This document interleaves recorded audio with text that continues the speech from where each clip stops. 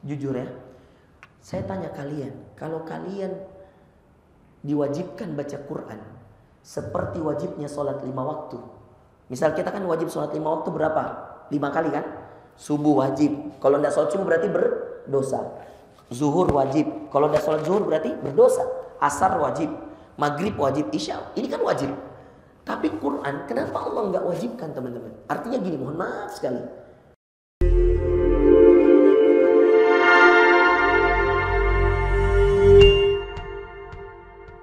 Masalah ngaji, kan kita tahu Quran itu hudan, petunjuk. Dzalikal kitabu la raiba fih. Itulah Al-Quran yang tidak ada keraguan di dalamnya. Apa kata Allah setelahnya? Hudan. Apa itu hudan? Petunjuk. Lil muttaqin. Bagi orang-orang yang bertakwa. Teman-teman, saya mau kasih tahu. Jujur ya.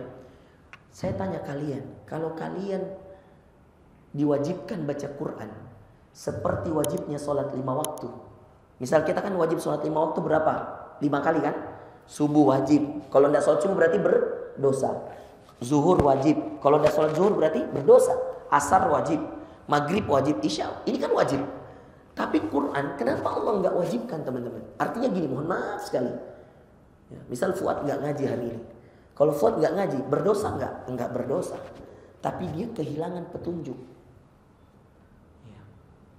Misalnya kita hidup tapi kita nggak ngaji. Mana itu Firman? Nggak ada ya? Wih ada ya? Wih Masya Allah, gagahmu saya lihat pakai kostum PLN. Wih Masya Allah. Pejabat ini nih yang pakai baju putih-putih nih, pejabat. Pejabat ini nih, kalau begini yang kayak bajunya Firman, pejabat. Ya pejabat tinggi jabatannya ini kayaknya. Oh kalau Senin putih gini ya, Senin putih. Kalau Kamis kan batik tuh. Apakah kalau Kamis itu? Biru. Bebas. Oh kalau Kamis bebas. Oh pantas. Jadi waktu Kamis tuh saya bilang tidak ada bedanya Firman dengan yang lain. Tapi kalau sekarang kan Andi tidak datang Andi. Tidak datang. Ada majelisnya di situ. Masuklah di sini. Jangan bikin majelis. Bingung malaikat Andi karena kan malaikat mengelilingi. Dia bilang malaikat ini ikut nggak ya? Saya bilang jangan, enggak malaikat, enggak ikut dia. Masuklah di sini Andi. Itu orang kalau majelis, itu orang kalau majelis diberkahi karena dikelilingi malaikat, ya kan? Jadi bingung malaikat itu yang 2 di sana masuk enggak? Jangan, memang pejabat tuh dipanggil baru masuk. Bapak jangan begitu Pak. Kami cari Bapak. Bapak di WA, saya WA flyer, Bapak bilang siap dan. Tapi Bapak pergi ngobrol di situ Pak.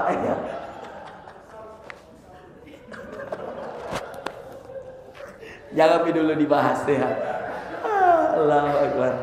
Ya. Jadi teman-teman, ya Masya Allah. Jadi kalau kita tidak, coba lihat, kenapa Allah tidak wajibkan Quran? Coba berpikir. Padahal Allah yang kasih tahu kita, Quran itu petunjuk. Mestinya kalau Allah mau, semua kita diwajibkan baca Quran supaya semua kita dapat petunjuk, betul tidak? Wajibkan saja Quran minimal setengah juz saja. Pasti, mohon maaf teman-teman, ngantuk pun kayak subuh-subuh ini kita ngantuk karena kita tahu subuh wajib, kita paksa bangun. Ya enggak? Ya kan? Apalagi kalau pegawai harus masuk kantor jam 8 misal. Kalau kita nggak wajib sholat subuh mungkin kita bilang nanti deh. Iya, saya tidur dulu, misalkan begitu. Coba mohon maaf karena wajib, suka nggak suka bangun subuh, ya kan? Wajib. Kenapa Quran tidak diwajibkan? Ini ada jawaban fenomenal dari seorang syekh. Dengarkan Ki. Saya juga, Masya Allah, betul ya. Kenapa Allah tidak wajibkan saja setiap orang beriman membaca Quran minimal 1 juz lah 1 hari, ya kan? Seperti sholat diwajibkan minimal 17 rakaat dalam 1 hari. 2 subuh, 4 zuhur, 6, ya kan? 4 asar, 10, 3 maghrib, 13, 4 isya, 17, ya kan? Wajib Pak. Kita kenapa sholat asar? Kita tahu wajib. Meskipun kodong ini teman-teman yang lewat lalu lalang di depan PLN, banyak yang belum, mohon maaf, belum sholat. Paling banyak Pak, tukang beca, ojek online. Paling banyak itu kodong. Kalau saya datang bawa makanan Jumat berbagi berkah, saya kasih nasi, nanti lupa sholat deng. Iya Ustaz, berapa kali ke sholat? Setiap hari sholat Jaki. Dia bilang, kadang-kadang Ustaz. Ini ya, kadang-kadang. Dan lihat jawabannya. Jadi apa yang rutin kita kerjakan? Sholat Jumat Ustaz. Jawaban paling jujur. Jawaban paling jujur dari mereka. Saya survei 20 yang saya bagikan. Hampir setiap Jumat kalau saya ikut bagi berkah, selalu pertanyaan saya, sholat jeki daeng, sholat jeki. Iya Ustaz, kadang-kadang. Apa sholat yang tidak pernah kita tinggalkan? Jumat Ustaz. Rata-rata mereka mengira sholat Jumat jiwa wajib. Coba. Saya bilang, itu subuh lebih penting dari sholat Jumat. Saya bilang, zuhur, karena sholat Jumat itu cuma sekali seminggu, Deng. Ini setiap hari, Deng. Berarti penting sekali, harus diulang terus. Saya bilang, oh kamanjo Ustaz. Iya. Saya bilang, iya, Deng. Persis itu hukumnya sholat Jumat dengan sholat subuh. Persis dengan sholat zuhur. Persis dengan sholat asar. Sama wajibnya, Deng. Dia kira kodong. Subuh, zuhur, asar, maghrib, isya itu tidak wajib. Yang wajib Jumat. Karena beda. Saya bilang, kenapa kita bilang Jumat? Nah bilang Bapak Ustaz, kalau tidak sholat Jumat, keluar kita dari Islam. Saya bilang sama. Kalau kita tidak sholat subuh tiap hari, dengan sengaja, al-ahdul ladzi bainana wa bainahum as-shalah. Saya bilang begitu. Yang membedakan perjanjian kita sholat dengan orang-orang non-muslim. Siapa yang tidak sholat secara sengaja telah keluar dari Islam. Oh kamanjo Ustaz. Nah, coba dengarkan teman-teman. Ini jawaban Syekh dahsyat ini. Pegang jadi pegangan hidup. Ketika ada yang tanya, Syekh, kalau memang Allah mau kebaikan untuk hambanya, kenapa tidak diwajibkan saja mengaji? Bukankah mengaji itu petunjuk? Bukankah Quran itu petunjuk? Dzalikal kitabu la raiba fi. Hudan itu kan petunjuk lil muttaqin, bagi orang bertakwa. Coba apa jawaban Syekh? Beliau mengatakan, kalau Allah wajibkan juga membaca Quran, sebagaimana Allah wajibkan sholat 5 waktu, di mana Allah bisa melihat orang-orang ikhlas dari hamba-hambanya. Supaya Allah bisa bedakan mana yang cuma beriman, mana yang ikhlas dengan keimanannya. Hanya orang ikhlas teman-teman, yang kalau mereka dengan secara sadar, mereka akan buka Quran, mereka mengaji. Yang kedua, mana orang-orang yang taat kepada Allah. Orang sholat ada 2 versi Pak. Sholat itu ada yang menggugurkan kewajiban. Perhatikan, hati-hati golongan pertama ini. Ada yang golongan kedua yang sedikit, yang paling banyak orang sholat itu menggugurkan kewajiban. Oh sudah, yang penting sudah mas sholat. Tapi ada golongan kedua, orang yang datang sholat betul-betul karena dia butuh kepada Allah. Ini paling sedikit ini. Jadi jadilah orang yang masuk pada golongan ini. Orang yang kita sholat. Untuk apa kau sholat? Saya butuh sama Allah. Saya butuh diampuni dosaku. Saya butuh dimaafkan kesalahanku. Saya butuh dibimbing sama Allah. Itu yang kita inginkan. Jadi jangan sholat, sudah sholat asar, sudah mas sholat. Sudah mas sholat, sudah. Kalau sudah selesai, tidak. Ada ikhtiar kita. Makanya Allah bedakan siapa yang cuma beriman dengan yang ikhlas dengan keimanannya. Itulah orang yang mengaji. Buka Quran tak teman-teman. Saya kalau tes Al-Fatihah tak ini, saya yakin 80% tidak lulus. Tidak enak jadi tes di sini tuh. Al-Fatihah mau dulu lah, ya kan? Al-Fatihah mau dulu. Ya. Atau tes dulu Andi, jadi boleh juga, ya. Lagi batu-batu juga. Ya. Coba. Ya. Coba. Nah, teman-teman, saya kasih satu tips sederhana. Ini pernah saya praktekkan di Indosat. Waktu saya ceramah di Indosat di Jakarta, di Merdeka. Saya pernah ceramah di sana, kajian rutinnya di Ramadan. Itu Masya Allah, ribuan orang di masjidnya besar sekali. Jalan Merdeka, Jakarta Pusat, kantor Indosat.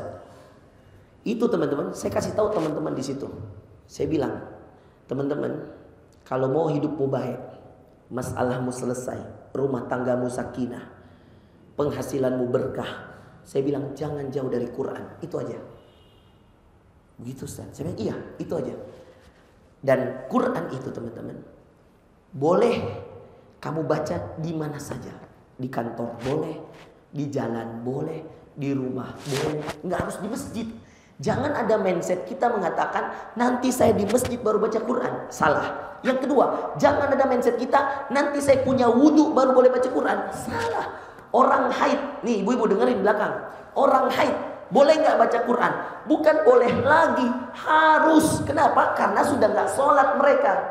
Ibu-ibu, itu kebanyakan salah paham di Indonesia teman-teman. Saya tanya kebanyakan, kenapa tidak mengaji bu? Lagi haid kak? Salah. Ibunda Aisyah, istri Nabi, ketika dia haid, dia makin gas Qurannya, makin perbanyak Qurannya. Kenapa? Beliau sadar bahwa dalam keadaan haid, beliau sedang tidak sholat. Maka apa yang mengganti sholatnya? Baca Qurannya. Kenapa teman-teman? Istri-istri, ibu-ibu kita, orang-orang perempuan-perempuan, kalau lagi haid korok-korowang. Kenapa? Kenapa suka marah-marah? Kenapa? Nah, Andi mau nak kirimkan istrinya nih. Ku tahu dia nih. Kau rekam saya tahu kok. Rekam biar. Kenapa? Nah, ini nih suami-suami tertekan ini. Ya. Tersiksa ini masih di rumah. Jadi dia rekam saya begini toh, gaya-gayanya begini. Kulihat ya Pak Adi ya. Gak apa-apa nih, kirim ya. Kirim istrimu. Saya tanya teman-teman ya. Kenapa? Kujakkan lagi. Nah kasih begini HP dah ya. Gue bilang, suami tertekan ini. Teman-teman, kenapa perempuan gampang marah kalau haid? Salah kalau ada yang bilang, karena memang tahu Ustaz lagi keluar darah kotornya macam-macam. Saya bilang itu hanya salah satu sebab. Sebab utamanya karena nggak sholat. Jelas teman-teman. Orang kalau nggak sholat, bagaimana? Di mana ketenangannya? Coba teman-teman, lagi puyeng-puyeng azan zuhur ke masjid. Tadi lagi kerja capek, azan asar ke masjid. Ambil air wudhu saja kena air, tenang nggak? Kena basuh muka. Coba rasakan teman-teman. Bayangkan Anda laki-laki berada pada fase itu 7 hari 7 malam Anda tidak kena air wudhu. Gimana nggak korok-koroan? Iya. Kita salah taruh kunci saja marah-marah. Di manakah kita taruh ya kan? Misal begitu. Rekam nih sini nih. Saya kirim nih cepat pokoknya saya tahu ji. Ya. Ini tadi saya tidak sebut tidak mau ya. Cepat nih rekam nih. Atau nanti saya rekamkan kau di luar ya. Saya tahu jadi. Saya kenal istrinya, tenang ya. Saya tahu istrinya. Ya. Pantas tadi Andi semangat sekali Pak. Oh, iya. Suruh mengaji Pak. Istri kita suruh ngaji. Kalau dia haid ngaji. Tidak ada syarat, teman-teman dengerin. Tidak ada syarat baca Quran harus punya wudhu. Tidak ada syarat. Bahkan orang haid boleh baca Quran, bukan boleh, sangat dianjurkan. Karena dia nggak sholat. Jadi teman-teman gimana caranya? 2. Kalau untuk orang haid boleh pilih 2. Boleh tidak pakai alas ya. Kalau dari handphone tidak perlu pakai alas, langsung mengaji dari handphone. Tapi kalau pegang Quran, ini baru ada perselisihan di antara ulama yang mengatakan bahwa orang haid itu kalau mau pegang Quran pakai sarung tangan atau pakai tisu, ada alas untuk menghargai Al-Quran. Tapi yang kedua teman-teman, pendapat dan saya sependapat dengan yang kedua, bahwa sebenarnya orang haid pun pegang Quran tidak perlu pakai alas, tidak apa-apa. Karena orang haid itu tidak najis tangannya, tidak najis wajahnya, tidak najis yang lainnya teman-teman. Hanya di tempat keluarnya darah saja yang najis, itu saja. Sisanya boleh.